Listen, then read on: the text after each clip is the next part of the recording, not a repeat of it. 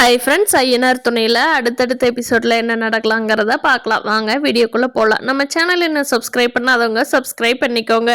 நிலா சோழனோட காதலை ஏற்றுக்கிட்ட இந்த கதையோட ட்விஸ்டே வேறு மாதிரி மாறி போயிருந்திருக்கும். கதை சூப்பராக இருந்திருக்கும். ஆனால் என்ன சீக்கிரமாக முடிஞ்சிருக்கும். ஆனால் நிலாவுக்கு சோழன் பண்ணின எல்லா உண்மையும் இப்போ தெரிய வந்துருச்சு.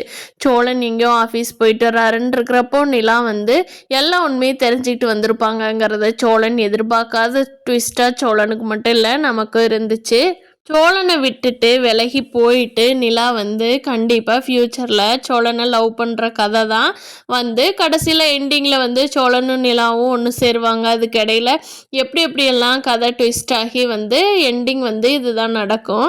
பார்க்கலாம் ஃப்ரெண்ட்ஸு. இந்த கதை இப்போ நிலா பிரிஞ்சிருந்தாலும் கண்டிப்பாக ஒரு நாள் நிலா சோழனை ஏற்றுக்கிட்டு தான் போவாங்கன்னு எல்லாருமே எதிர்பார்க்குறாங்க.